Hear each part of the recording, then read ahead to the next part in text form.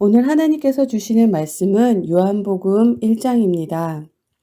말씀 봉독은 1절부터 5절, 9절부터 18절까지 봉독하겠습니다. 태초에 말씀이 계시니라. 이 말씀이 하나님과 함께 계셨으니 이 말씀은 곧 하나님이시라. 그가 태초에 하나님과 함께 계셨고 만물의 글로 말미암아 지은 바 되었으니 지은 것이 하나도 그가 없이 된 것이 없느니라. 그 안에 생명이 있었으니 이 생명은 사람들의 빛이라.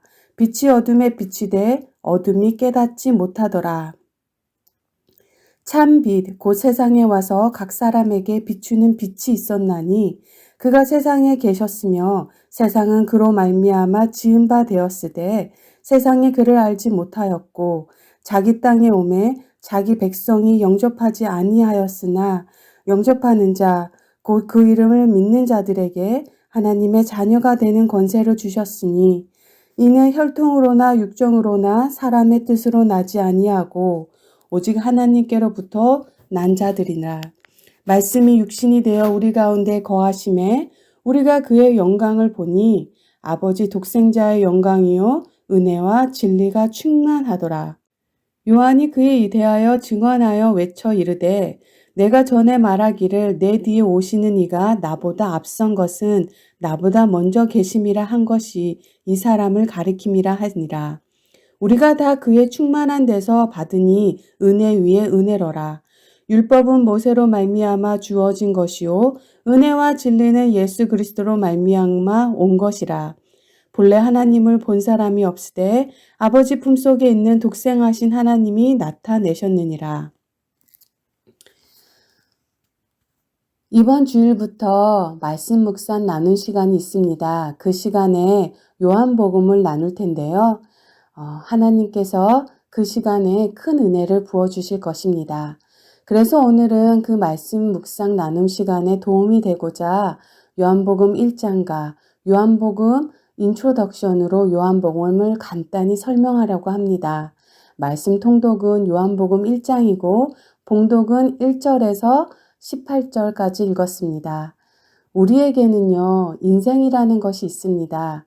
사실 우리가 어디로 가는지 우리의 미래에 대해서 잘 알지 못합니다. 사막에서 살아남는 5가지 방법에서 가장 첫 번째가 무엇인지 아십니까? 바로 지도가 아니라 나침판을 따라가라입니다. 사막에는 지도가 무용지물이라고 하네요. 거기가 거기 같고 다 똑같이 보이기 때문이라고 합니다. 그래서 사막에서는 반드시 나침판을 보고 가야 한다는 것입니다. 광야 같은 이 땅의 삶에 있어서도 나침판을 따라가야 합니다. 그리고 후회하지 않는 삶, 실패하지 않는 삶을 살려면 나침판인 말씀을 따라가야 합니다. 우리는 사순절 여정 중에 있습니다. 그 길 위에 확신을 주는 하나님의 말씀이 있습니다. 성경에서 보면 예수님에 대해 기록하고 있는 것을 복음서라고 얘기하죠. 사복음서가 있어요. 마태, 마가, 누가, 복음 이렇게 3개를 합쳐서 흔히 공간복음이라 그렇게 얘기합니다. 관점을 같이 공유한다고 해서 공간복음이라고 얘기해요. 이 세 복음서의 공통의 관점은 사람으로 이 땅에 오신 예수님에 대한 이야기예요. 마태복음은 그 중에서부터 특별히 다윗의 자손으로 왕으로 메시아로 오신 예수님에 대해서 얘기합니다. 그리고 마가복음은 섬기기 위해서 종으로 오신 예수님에 대해서 말합니다. 그리고 누가복음은 외면당하고 소외된 자들을 사람의 아들로 찾아오신 예수님을 말합니다. 강조하는 것은 다르지만 사람으로 오셨다고 하는 게 공통된 내용입니다. 그런데 요한복음은 좀 달라요. 요한복음의 관점이 뭐냐면 하나님이신 예수님입니다. 단순히 인간이신 예수님에 대한 것이 아니에요. 그래서 처음부터 좀 어렵습니다. 좀 이해하기 난해한 것도 있어요. 요한은 태초에 말씀이 계셨다고 합니다. 과거형으로 표현되기는 했지만 사실은 현재 진행형입니다. 그 말씀은 처음부터 지금까지 하나님과 함께 계셨다는 것입니다.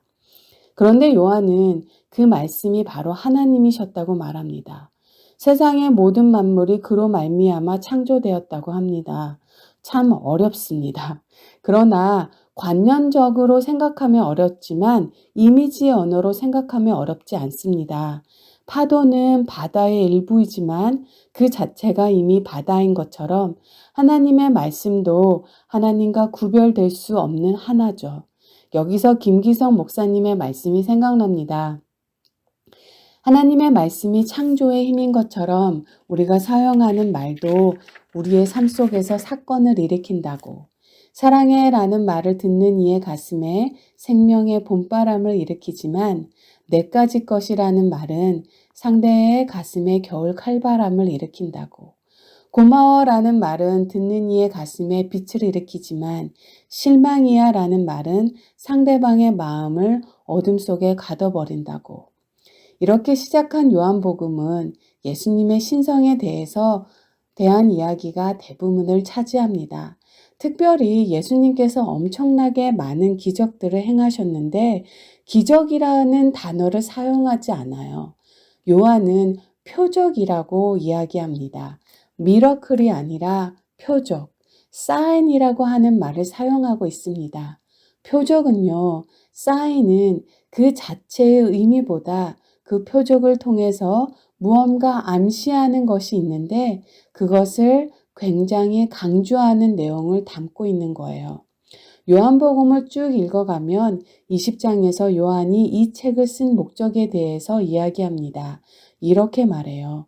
이 책에는 많은 기록되지 않은 것들이 있지만 예수님께서 제자들 앞에서 다른 많은 표적들을 많이 행하셨습니다.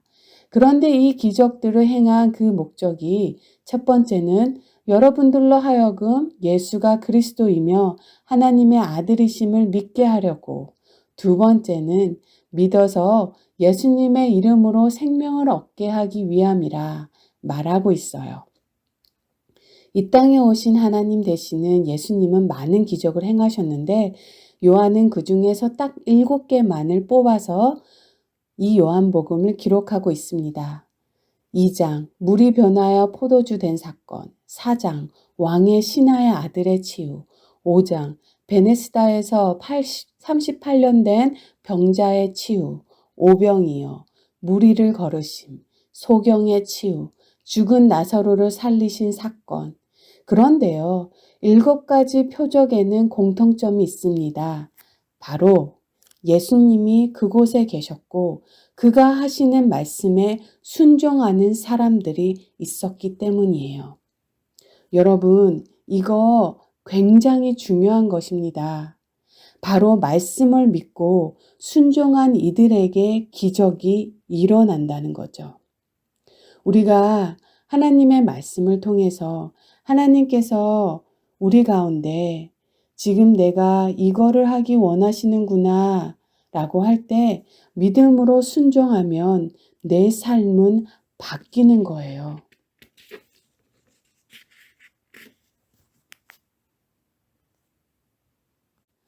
바로 예수님 그분을 믿는 성도의 삶은 세상 사람들의 삶의 방식과는 분명 다르기에 그 부르심을 바로 알고 변화된 삶의 태도를 가지고 사는 것이 중요하다는 것입니다. 우리가 말씀합니다. 말씀이 중요하다는 건 다 알아요. 그런데 정말 말씀을 중심으로 사는 사람이라면 어떤 경우에도 하나님 말씀 세우기 위해서 힘써야 할 것입니다. 여러분, 우리는 우리의 삶에서 무엇을 중요하게 여기며 살아갑니까? 하나님의 말씀을 따라 사는 일일까요? 아니면 우리에게 기쁨이 되는 것을 따라 사는 일일까요? 우리는 어느 순간이나 자신에게 이익이 되는 것을 쫓아 행하면서도 그것 때문에 내 삶 속에서 하나님의 말씀이 무너지는 것조차 눈치채지 못하고 살아가고 있는지도 모릅니다. 중요한 것은 자신들의 죄 가운데 있을 때 그것을 발견하고 죄에 대해서 회개하고 애통하는 마음으로 하나님을 찾아가야 한다는 거예요. 이것이 참된 성도의 모습입니다. 죄를 아는 것, 그리고 하나님 앞에서 애통한 마음을 가질 수 있다는 것. 이것은 빛 대신 예수님께 더욱 가까이 나아가면 나아갈수록 우리 삶 속에서 일어나는 일입니다. 사랑하는 성도 여러분, 정말 하나님의 말씀을 세우는 삶은 정말 힘든 일입니다. 내가 좋아하는 것, 내게 기쁨이 되는 모든 것을 포기해야 되기 때문에 그렇습니다. 하지만 하나님의 말씀을 굳게 세우는 것을 더 중요한 삶으로 받아들인다면 얼마든지 가능하지 않을까요? 우리가 이 땅에서 성도로서 예수님 믿는 자의 삶을 제대로 살지 못한다면 이는 우리가 세상에 존재하는 이유에 대해서 분명한 기준을 마음에 새겨두고 있지 못하기 때문일 것입니다. 하나님의 말씀은요, 삶을 통해서 분명히 열매를 맺게 되어 있어요. 하나님의 말씀이 나무라면 삶은 가지라 말할 수 있는 거예요. 우리의 삶이 하나님의 말씀과 상관이 없이 존재한다면 그 삶은 이미 죽은 삶입니다. 하나님의 말씀과 상관이 없다는 그 이유 하나만으로 그 삶은 가치 없는 것이라고 평가를 내릴 수밖에 없어요. 이것은 주님의 평가입니다. 우리는 그리스도의 피로 구원받은 그리스도인으로서 구별된 존재입니다. 우리의 삶은 세상과 타협하는 삶이 아니라 하나님의 말씀을 위해 헌신되는 삶이어야 할 것입니다. 이것이 저와 여러분이에요. 그래서 하나님의 말씀은 저와 여러분의 가정에서, 직장에서, 교회에서 세워져야 하는 거예요. 자녀들이 예수님의 정신으로 살아가지 않을 때 가차없이 책망할 수 있어야 합니다. 이것이 그리스도된 우리가 가정에서 할 수 있는 예수 믿는 사람의 바른 직무이죠. 그런데 만약 그 직무를 잃어버릴 때 부모는 부모의 기쁨을 위해서 자식에게 세상적인 출세나 성공을 요구하게 될 것이고 또한 인간적인 사랑과 물질로 자녀를 양육하려고만 할 것입니다. 또한 자녀는 자녀대로 자신에게 재미가 되는 것을 위해서 하나님은 뒷전에 놔둔 채로 그렇게 살게 되는 거죠. 저와 여러분은 어둠의 세상에 말씀을 굳게 세우기 위한 존재로 부르심을 입은 특별한 존재입니다. 태초에 말씀이 계시니라. 이 말씀이 하나님과 함께 계셨으니 이 말씀은 곧 하나님이시라. 그렇다면 우리가 우리의 삶 속에서 말씀을 세우며 살아갈 때 세상은 하나님을 볼 수 있지 않을까요? 잊지 말아야 해요. 특별한 존재는 그 삶 또한 특별할 수밖에 없어요. 그런데 세상은 우리에게 그 세상에 머물도록 우리를 꽉 붙잡습니다. 그것을 뿌리치고 날마다 세우는 삶을 위해서 은혜와 진리가 충만하신 예수 그리스도가 우리 속에서 능력으로 존재합니다. 14절에서 그는 은혜와 진리가 충만하였다 합니다. 충만함이라는 것은 넘침을 뜻하죠. 사람은 누구나 자기 속에 가득 찬 것을 밖으로 내놓게 됩니다. 불쑥 화를 내는 것은 속에 화가 차 있기 때문이고 노래가 나오는 것은 속에 노래가 차 있기 때문이죠. 그런데 예수님의 존재를 가득 채우고 흘러넘치는 것은 은혜와 진리입니다. 그러기에 여러분이 진심으로 하나님의 말씀을 굳게 세우는 사람이 되기를 소원하는 마음으로 주님을 찾는다면 오늘도 은혜와 진리가 충만하신 주님은 여러분에게 능력이 되어 주실 줄 믿습니다.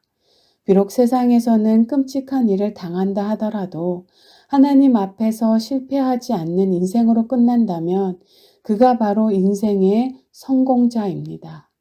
오늘 하루도 여러분의 삶 속에서 여러분의 마음에 무엇이 있는가를 보여주는 라는 것을 기억하며 오늘도 주 안에서 승리하는 삶을 사시기를 주의 이름으로 간절히 기도합니다.